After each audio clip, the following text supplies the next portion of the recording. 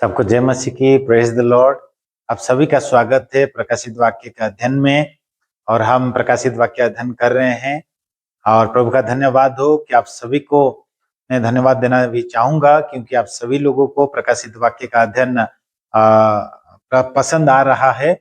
आप सभी लोग लाइक कर रहे हैं, सब्सक्राइब कर रहे हैं, इसलिए मेरे सारे सब्सक्राइबर को मैं धन्यवाद देना चाहूंगा। और मैं धन्यवाद देना चाहूंगी कि आप लोग उसे सीख भी रहे हैं और शेयर भी कर रहे हैं, इसलिए बहुत बहुत धन्यवाद। इस अंतिम के समय में प्रकाशित वाक्य का अध्ययन होना बहुत ही जरूरी है और प्रकाशित वाक्य को जानना भी बहुत ही जरूरी है। इसलिए मैं कोशिश कर रहा हूं कि प्रकाशित वाक्य को आपके लिए सरल रीति से मैं कैसे आपको पहुंचा सकूं, इसलिए मैं कोशिश कर रहा हूं।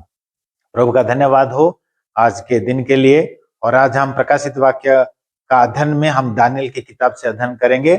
और दानिएल की किताब उसका 9वां अध्याय उसका 24 पद से लेकर के 27 पद तक अध्ययन करेंगे। बहुत ही इंपॉर्टेंट है, जो कि दानिएल 70 वीक्स के बारे में, 70 वीक्स ऑफ दानिएल, जो कि दानिएल का 70 सप्ताह के बारे में वहां पर लिखा गया है, और उसके बारे में हम अध्ययन करेंगे। और बहुत ही इम्पोर्टेंट है, इसलिए मैं अनुरोध करूंगा आप सभी इस वीडियो को आप देखें, इस मैसेज को सुने और आप लिखें और दूसरों को भी आप भेजिए, ताकि वो भी इस मैसेज के द्वारा आशीषित हो। आइए हम आज का वचन को हम शुरू करेंगे प्रार्थना के साथ। प्यारे पिता परमेश्वर, हम आपका धन्यवाद करते हैं इस सुंदर से समय के लिए। प्रभु, हम आपके चरणों में आते हैं। प्रभु, आप हमको सिखाइए। प्रभु पवित्र आत्मा, आप हमको हर एक बातों की सच्चाई में, गहराई में हमको लेके जाइए, और आने वाले दिनों के बारे में प्रभु आप हमारे बीच में आप प्रकाशित कीजिए। महिमा आदर आपको देते हैं, छोटी सी विनती उद्धार करता यीशु नासरी के नाम से मांगते हैं पिता, आमीन।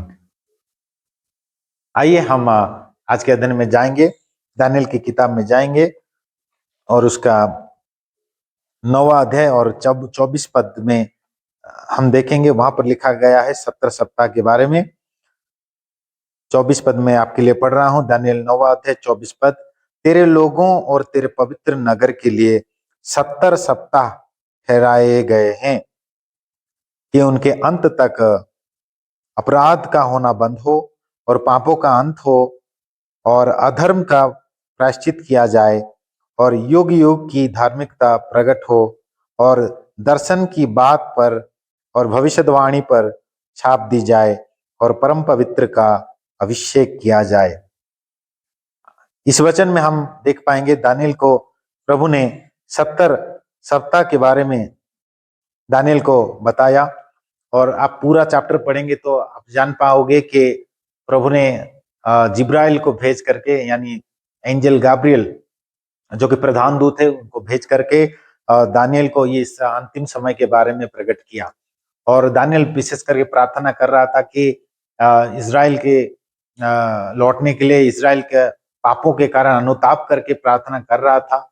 और इसलिए इजराइल और यहूदी लोगों के लिए परमेश्वर ने उनका सांत्वना का समय, शांति का समय कब लौटेगा, उसके बारे में परमेश्वर ने दानिएल को प्रकट किया। और यहाँ पर हम देख पाते हैं दानिएल को 70 सप्ताह यहाँ पर दिया गया है। किसके लिए दिया गया है? और तेरे लोग और तेरे पवित्र नगर के लिए, तेरे लोग और तेरे पवित्र नगर के लिए 70 सप्ताह ठहराया गया है। आइए हम देखेंगे 70 वीक्स ऑफ दानिएल, दानिएल का 70 सप्ताह। इसको थोड़ा समझना थोड़ा दिक्कत होता है, लेकिन मैंने कोशिश की है और पवित्र आत्मा जरूर हमको समझाएंगे। आइए देखेंगे ये 70 वीक्स ऑफ दानिएल का मतलब क्या है। मैं आपको चित्र के माध्यम से समझाऊंगा ताकि हम समझ पाए। विशेष करके आप जान लीजिएगा, ये दानिएल 9 अध्याय 24 पद से 27 पद तक आज हम अध्ययन करेंगे इस दानिएल का 70 सप्ताह के बारे में जानने के लिए। और यहाँ पर आप देखिएगा 70 सप्ताह का मतलब क्या है, हम देखेंगे। एक सप्ताह में कितना दिन होता है? 7 दिन होता है, 7 डेज। और 70 सप्ताह का मतलब क्या है? 70 सप्ताह में कितना दिन होता है? 70 गुना 7 दिन, तो कितना दिन आएगा? 490 दिन। ये जो 490 दिन है, ये 490 दिन ये दिन को नहीं दर्शाता, लेकिन ये आप याद रखिएगा, ये साल को दर्शाता है, ईयर्स, 490 ईयर्स को दर्शाता है। कि ये जो दिन है ये दिन को नहीं दर्शाता, ये साल को दर्शाता है। यानी 490 दिन, इसका मतलब है 490 साल। यानी प्रभु कहते हैं दानियेल को कि तेरे लोगों के लिए और पवित्र नगर के लिए 490 साल नियुक्त किया गया है। तो हम इसको अध्ययन करेंगे। ये 490 साल, 70 वीक्स का मतलब क्या है? 490 साल। ठीक है, तो आइए हम देखेंगे यीशु मसीह का समय। यहाँ पर आप देखेंगे क्रूस पर यहाँ पर मैंने किया है, इसका मतलब है क्या है? ये यीशु मसीह का समय। बहुत सारी बातें हैं इसलिए मैंने पहले से ही लिख रखा है ताकि हम जल्दी जल्दी हम जा सके। यहाँ पर मैंने टाइमलाइन किया है, आप देखिएगा, आपको तो पता होगा कि यहाँ पर ये यीशु मसीह का समय है, उसके बाद कलीसिया का समय शुरू हुआ और उसके बाद एक दिन आ रहा है जो कि रैप्चर होगा। हम पिछले वीडियो में ये सारी बातों को हमने जाना था, इसलिए मैं फिर से थोड़ा आपको याद करा देता हूँ। और क्योंकि ये सारी बातों को हम जानेंगे तभी हम 70 सप्ताह के बारे में जान पाएंगे। तो यहाँ पर हम देखते हैं कि कलीसिया का समय अभी चल रहा है, 2025 साल हो गया और यहाँ पर हम देखते हैं रैप्चर एक दिन होने वाला है। उसके बाद 7 साल का क्लेश का समय शुरू होगा, फिर उसके बाद यीशु मसीह का दूसरा आगमन होगा और यीशु मसीह का दूसरा आगमन जब वो धरती में आएंगे तो 1000 साल का राज्य, शांति राज्य शुरू होगा। ठीक है, इतना तक आपको पता है। इसलिए आइए हम जो 70 सप्ताह के बारे में हम कैसे जानेंगे। यहाँ पर देखेंगे, ये है यीशु मसीह का समय और मैंने यहाँ पर लिखा है यीशु मसीह का क्रूसार्पित होने का समय। क्यों मैंने यहाँ पर यीशु मसीह का क्रूसार्पित होने का समय लिखा है, वो वचन के अनुसार हम देखेंगे तो पता चलेगा।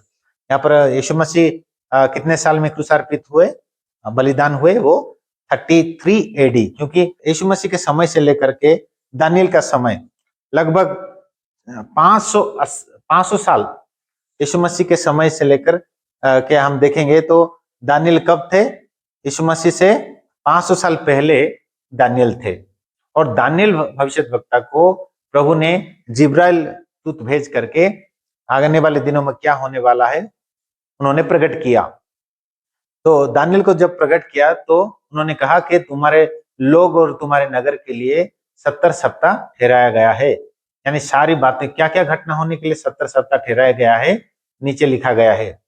और 70 सप्ताह किसको दर्शाता है? 490 साल को। ठीक है, तो नीचे हम देखेंगे क्या क्या होने के लिए ये 70 सप्ताह ठहराया गया है। 24 पद में मैं आपके लिए पढ़ूंगा। यहाँ पर लिखा गया है, तेरे लोगों और तेरे पवित्र नगर के लिए 70 सप्ताह ठहराए गए हैं कि उनके अंत तक अपराध का होना बंद हो। यहाँ पर 7 पॉइंट मैंने लिखा है क्योंकि 7 घटना इस समय के अंदर में 7 घटना होगी। ठीक है, क्या क्या 7 घटना यहाँ पर दिया गया है? पहला घटना है अपराध का बंद होना। ठीक है, मैंने पहला पॉइंट में इंग्लिश में लिखा है टू फिनिश द ट्रांसग्रेशन।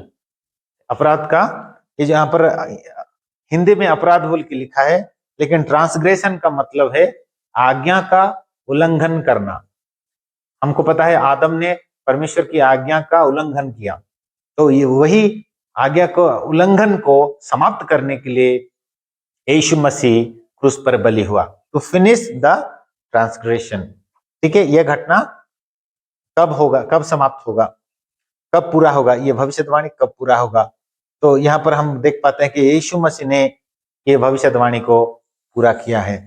ठीक है, फिर उसके बाद to put an end to sin, Hindi में लिखा गया है और पापों का अंत। यीशु मसीह ने पापों का क्या किया?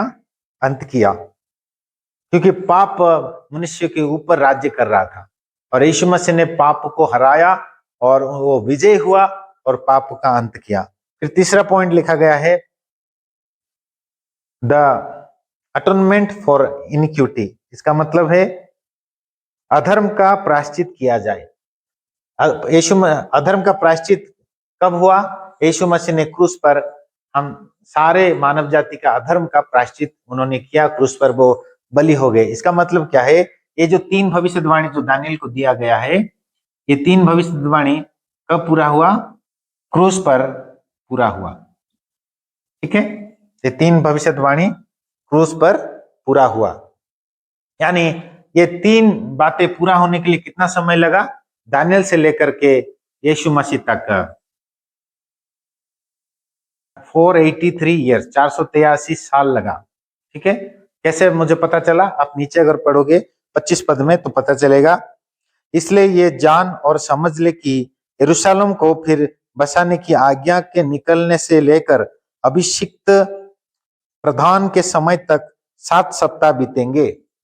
उस समय में जो अभिषिक्त प्रधान, यानी उस समय में जो राजा जो राज्य करे, तो वो प्रधान थे, तो उनका जो समय को 49 ईयर्स कहा गया है। ठीक है, यानी 7 वीक्स, 7 सप्ताह बोल के लिखा गया है, 7 वीक्स, यानी 7 वीक्स, यानी हम अगर देखेंगे तो ये 49 ईयर्स को दर्शाता है। ठीक है, तो यहाँ पर हम देख पाते, इसलिए जान कि अभिषिक्त प्रधान के समय तक 7 सप्ताह बीतेंगे, फिर 62 सप्ताह के बीतने पर चौक और खाई समेत वो नगर कष्ट के समय में फिर बसाया जाएगा। 62 सप्ताह, देखिए फिर ये दिया गया 62 सप्ताह। ये 62 सप्ताह में हमें फिर अभी 26 पद को देखेंगे। उन 62 सप्ताहों के बीतने पर अभिषिक्त पुरुष काटा जाएगा। ये अभिषिक्त पुरुष कौन है? वो यीशु मसीह है। ठीक है, यानी 62 सप्ताह बीतने तक, 62 सप्ताह, उन 62 सप्ताह के बीतने पर अभिषिक्त पुरुष काटा जाएगा। ये 26 पद में हम देख पाते हैं कि पवित्र व्यक्ति यानी अभिषिक्त पुरुष को काटा जाएगा। हाँ, उन 62 सप्ताहों के बीतने पर, उन 62 सप्ताहों के बीतने पर, यानी ये 62 सप्ताह के बीतने पर पवित्र व्यक्ति यानी अभिषिक्त व्यक्ति काटा जाएगा। मसीहा shall be cut off। English में लिखा गया है 26 पद में 26, Daniel chapter 9 verse 26, and after the 62 weeks the anointed one shall be cut off and shall have the anointed one shall be cut off, यानी वो अभिषिक्त व्यक्ति, अभिषिक्त पुरुष काटा जाएगा, यानी मसीहा shall be cut off। 62 सप्ताह के बीतने पर, इसका 62 सप्ताह को कितना होगा? 434 ईयर्स, 434 वर्ष होगा। तो यहाँ पर हम देखेंगे टोटल कितना हुआ, ये 49 ईयर्स, यानी टोटल कितना हुआ? 7 वीक्स, 62 वीक्स मिलाएंगे तो 69 वीक्स। टोटल कितना है? टोटल है 70 वीक्स। 70 वीक्स से यहाँ पर कितना हो गया? 69 वीक्स, यानी दानियल से लेकर के यीशु मसीह के क्रूसार्पित होने तक 69 वीक्स, इसका मतलब 483 वर्ष हो गया। और कितना बचा? और 1 हफ्ता बचा, इसका मतलब है 7 साल। 1 हफ्ता यानी 7 दिन, जो कि 7 साल को दर्शाता है। वो 7 साल बचा, और वो 7 साल यहाँ पर होगा, 7 साल का क्लेश का समय यहाँ पर होगा, क्योंकि ये जो 17 सप्ताह है, ये आप ध्यान में रखिएगा, ये यहूदी लोगों के लिए परमेश्वर ने ठहराया है। हाँ, तो दानियल से लेकर के यीशु मसीह तक यहूदी लोगों का समय हम देख पाते हैं, लेकिन जब हम देखते हैं यीशु मसीह के बाद विजातियों यानी जेंटाइल लोगों का समय शुरू हुआ, विजातियों लोगों का समय शुरू हुआ। तो ये जो समय है, ये इसको गैप पीरियड कहते हैं। ठीक है, इसको चर्च पीरियड कहते हैं, यानी कलीसिया का समय शुरू हुआ, जिसको कि गैप पीरियड भी कहते हैं। ये गैप के बाद फिर से क्या होगा? दानियल का 70th वीक शुरू होगा। दानियल का 69 वीक्स क्या हो गया? समाप्त हो गया। और ये जो इसको कहते हैं Daniel 70th week, Daniel 70th week, यानी दानियल का 17वां सप्ताह, दानियल का 17वां सप्ताह, जो कि क्लेश का काल होगा, जो कि रैप्चर के बाद ये 7 साल का समय शुरू होगा, जो कि यहूदियों के लिए परमेश्वर ने ठहराया है। यानी 69 सप्ताह खत्म हो गया है, जो 483 वर्ष को दर्शाता है, और बाकी 7 साल बाकी है। यहाँ पर देखिए 483, 7 मिला देंगे तो 490 होगा। 490 साल जो परमेश्वर ने ठहराया है यहूदी लोगों के लिए, 483 साल बीत गया है, और 7 साल का समय बाकी है, जो कि ये 69 सप्ताह और लास्ट 1 सप्ताह के बीच में कलीसिया का समय शुरू हो गया, इसलिए ये गैप आ गया। 69 सप्ताह और 70th वीक के बीच में कलीसिया का समय अभी चल रहा है। जब रैप्चर होगा, रैप्चर होने के बाद क्या होगा, ये लास्ट 70th वीक, दानियल का 70th वीक शुरू होगा। इसको दानियल 70th वीक बोल के कहा जाता है, यानी लास्ट 7 साल का समय शुरू होगा, जो क्लेश का समय है। यहाँ पर हम देख पाते हैं कि इस समय तक ये यीशु मसीह के क्रूसार्पित होने समय तक ये 3 घटना क्या हो गया, सफल हो गया। ये 3 प्रोफेसी सफल ऑलरेडी हो चुका। चौथा प्रोफेसी क्या है, to bring in everlasting righteousness. तो ये जो एवरलास्टिंग राइचियसनेस, हिंदी में क्या लिखा है, युग युग की धार्मिकता प्रकट हो। अभी तक युग युग की धार्मिकता प्रकट नहीं हुआ है, लेकिन जब 7 साल का क्लेश का समय जब समाप्त हो जाएगा, उसके बाद 1000 साल के राज्य में यीशु मसीह राज्य करेंगे, तब क्या होगा, ये शांति का राज्य होगा, जबकि युग युग की धार्मिकता यहाँ पर प्रकट होगी। यानी जब 17वां साल दानियल का 17वां साल समाप्त हो जाएगा, यीशु मसीह का दूसरा आगमन धरती पर होगा, उसके बाद युगान युग का धार्मिकता खुद यीशु मसीह इस धरती पर स्थापित करेंगे, प्रकट करेंगे। तो उस समय में ये चौथा प्रोफेसी फुलफिल होगा। फिर 5वां प्रोफेसी क्या है, to seal up vision. Seal up इसका मतलब क्या है, यानी खत्म करना। सील अप यानी समाप्त करना, यानी जितना दर्शन की बातें हैं वो समाप्त होगा, यानी पूरा होगा। दर्शन की बातें को पूरा होना और भविष्यवाणी की बातों का पूरा होने के लिए क्या है कि 70 सप्ताह ठहराया गया है। उसमें से 69 सप्ताह खत्म हो गया है, लास्ट 7 वर्ष बाकी है, यानी 1 हफ्ता ही बाकी है, जिसको 7 वर्ष कहा जाता है, जो कि आने वाले दिनों में होने वाला है। फिर उसके बाद हम देखते हैं 7वां पॉइंट क्या लिखा गया है, to anoint the most holy place. 7वां पॉइंट क्या है, हम 24 पद में हम देख पाते हैं कि परम पवित्र का अभिषेक किया जाए। अब हिंदी में लिखा गया परम पवित्र का अभिषेक किया जाए, लेकिन इंग्लिश में लिखा गया है to anoint the most holy place. The most holy place किसको महापवित्र स्थान कहा गया है, यरूशलेम के मंदिर को। इस यरूशलेम के मंदिर के जो कि अंदरूनी भाग है, जो कि Holi, the most holy place, Holi of Holis भी उसको कहते हैं, महापवित्र स्थान। और वो महापवित्र स्थान में क्या किया, 7 साल के क्लेश के समय में एंटी क्राइस्ट उसको अशुचि किया होगा, उसको अपवित्र किया होगा। लेकिन जब यीशु मसीह आएंगे दूसरे आगमन में, तो वो क्या करेंगे, वो यरूशलेम मंदिर को सूची करेंगे, परिष्कृत करेंगे, साफ करेंगे, पवित्र करेंगे, और यरूशलेम मंदिर को वो यीशु मसीह पवित्र करेंगे और उसको अभिषेक करेंगे। लिखा गया है to anoint the most holy place, यानी वो मोस्ट होली प्लेस को, जो कि यरूशलेम मंदिर है, लिखा है मैंने यरूशलेम टेम्पल, यरूशलेम टेम्पल, यरूशलेम, जो कि एंटीक्राइस्ट ने अपवित्र किया होगा पवित्र स्थान में बैठ करके।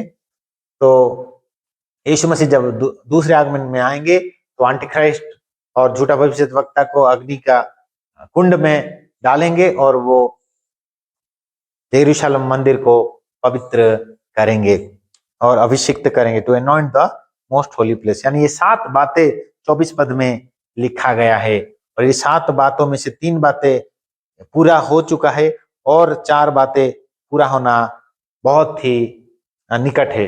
यहाँ पर हम देख पाते हैं क्या क्या बातें पूरा होगा, योग योग की धार्मिकता को प्रकट होगा, दर्शन की बात और भविष्यवाणी पर छाप दी जाए, यानी सीलअप यानी पूरा किया जाए, और परम पवित्र का अभिषेक किया जाए, परम पवित्र स्थान का अभिषेक किया जाए, to anoint the most holy place. यानी 7 घटना, यानी 3 घटना पूरा हो चुका है और 4 घटना होने को बाकी है। और यहाँ पर मैं आपको 26 पद का दूसरा अंश में थोड़ा कुछ बोलना चाहूंगा। 26 पद का जो दूसरा अंश है वो ऐसा लिखा है, पहला अंश में लिखा है उन 62 सप्ताह के बीतने पर अभिषिक्त पुरुष काटा जाएगा। अभी देखिए यहाँ पर 62 सप्ताह बीत गया, तो अभिषिक्त पुरुष यानी यीशु मसीह काटा गया। इसका मतलब क्रूसार्पित हुआ, अभिषिक्त पुरुष बलिदान हो गया, और उसके हाथ कुछ ना लगेगा और आने वाले प्रधान की प्रजा नगर और पवित्र स्थान को नष्ट तो करेगी। आने वाली प्रधान की प्रजा यानी जब यीशु मसीह चले गए, स्वर्गारोहण किए, स्वर्गारोहण करने के बाद क्या हुआ, यरूशलेम के मंदिर को वो रोम साम्राज्य के प्रधान जो है वो क्या किए, नष्ट कर दिए। यानी 70 एडी को यरूशलेम मंदिर को डिस्ट्रॉय किया गया, नष्ट किया गया, और चेले लोग सब इधर उधर तितर बितर हो गए।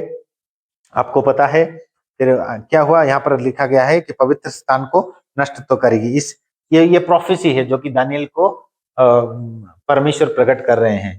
तो उन्होंने प्रोफेसी किया था और ये प्रोफेसी भी पूरा हुआ है कि 70 एडी में क्या हुआ, पवित्र स्थान को नष्ट किया गया। फिर लिखा गया परंतु उस प्रधान का अंत ऐसा होगा जैसा बाढ़ से होता है। यानी रोम साम्राज्य क्या हुआ, उसके बाद अंत हो गया। जो भविष्यवाणी यहाँ पर किया गया है वैसा ही पूरा हुआ है कि रोम साम्राज्य का अंत हो गया।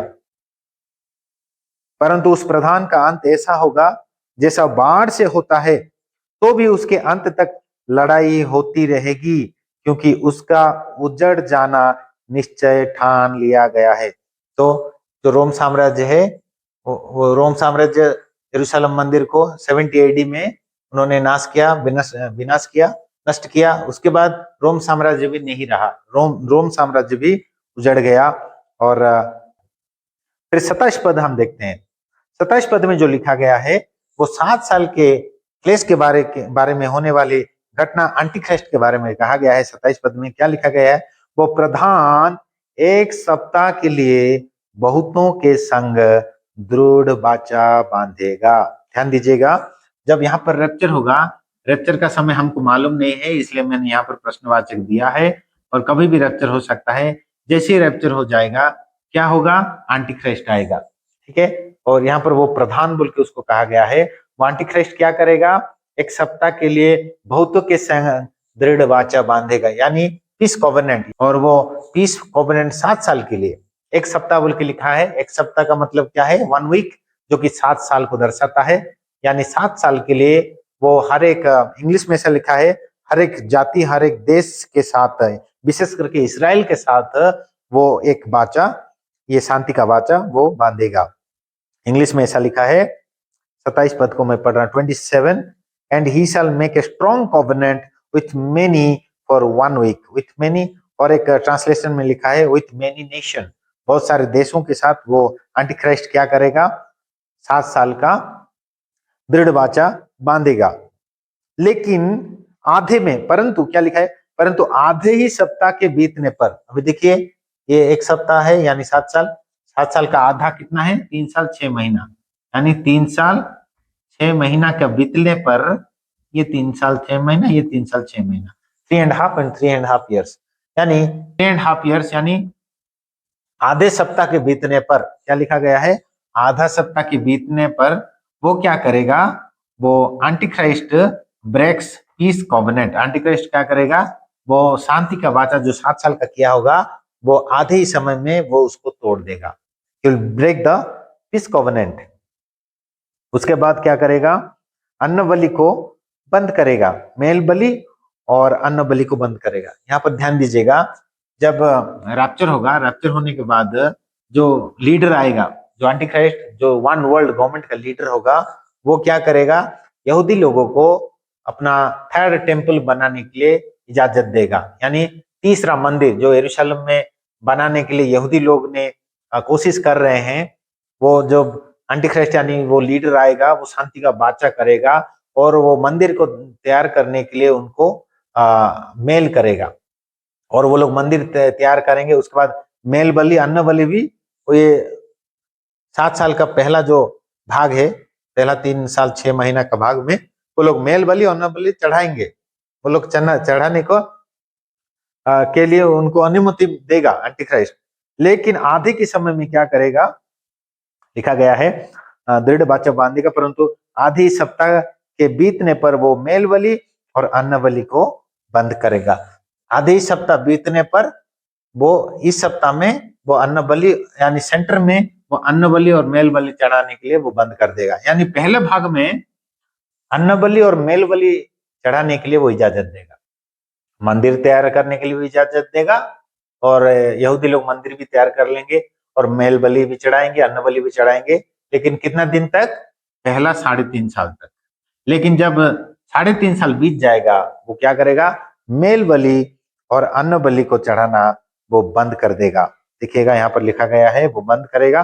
और कंगुरे पर उजाड़ने वाली घृणित वस्तुएं दिखाई देगी, और निश्चय ही ठनी हुई बात के समाप्त होने तक परमेश्वर का क्रोध उजाड़ने वाले पर पड़ा रहेगा।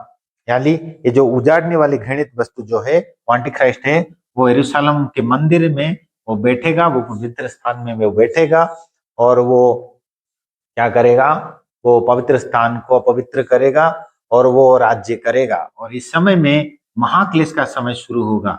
इस समय जो है, ये जो दूसरा भाग है, ये महाक्लेश का समय का शुरू होगा। एंटीक्राइस्ट वो 666 सिस्टम इम्प्लीमेंट करेगा, और वो बहुत ही कठिनाई का समय होगा, ये महाक्लेश का समय। और इस समय में, और उसके बाद क्या होगा? यीशु मसीह का दूसरा आगमन होगा, और ये एंटीक्राइस्ट का खात्मा, विनाश यीशु मसीह करेंगे। यहाँ तक हमने देखा कि दानियल 70 वीक्स के बारे में हमने देखा। दानियल का 70 वीक्स क्या है? तो 70 सप्ताह को 70 सप्ताह किसके लिए ठहराया गया है? परमेश्वर ने कहा ये यहूदी लोगों के लिए ठहराया गया है। यानी दानियल के समय से लेकर के यीशु मसीह तक हम देख पाते हैं, ये 483 साल यानी 69 वीक्स का समाप्त हुआ। और ये जो भविष्यवाणी, यानी इतने समय में ये सारे भविष्यवाणी जो है वो पूरा होने का विषय कहा गया है। तो यहाँ पर हम देख पाते हैं यीशु मसीह के समय तक ये 3 भविष्यवाणी क्या हुआ? समाप्त हुआ। और ये बाकी 4 भविष्यवाणी आने वाले दिनों में पूरा होना जरूरी है, क्योंकि युगानुयुग का धार्मिकता 1000 साल के राज्य में यीशु मसीह लेके आएंगे। और इस समय में हम देख पाते हैं कलीसिया का समय अभी चल रहा है।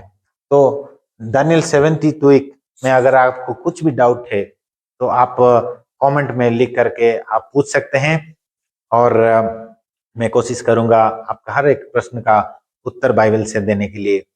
और मैं आप सभी को रिक्वेस्ट करना चाहूंगा कि आपको अगर ये मैसेज अच्छा लग रहा है तो आप दूसरों को भेजिए, ताकि वो भी इस मैसेज को देख पाए और वो भी सीख पाए, और ये रैप्चर, विशेष करके रैप्चर के लिए तैयारी कर सके। तो दानियल 70 वीक और प्रकाशित वाक्य, दानियल का पुस्तक और प्रकाशित वाक्य पूरा मिला है।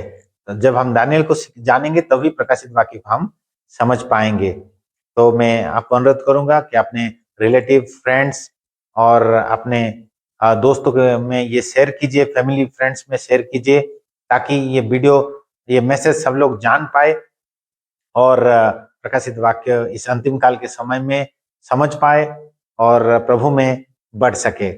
और मेरे चैनल रिवलेशन आदर्श खेमुंडू आप लोग सब्सक्राइब कीजिए, और आप लाइक कर सकते हैं, और दूसरों को भी आप एनकरेज कीजिए। बहुत बहुत धन्यवाद। अगर आप नोटिफिकेशन बेल आइकॉन को भी आप दबाइए, ताकि जब भी मैं वीडियो करूं तो वो आपको नोटिफिकेशन आएगा।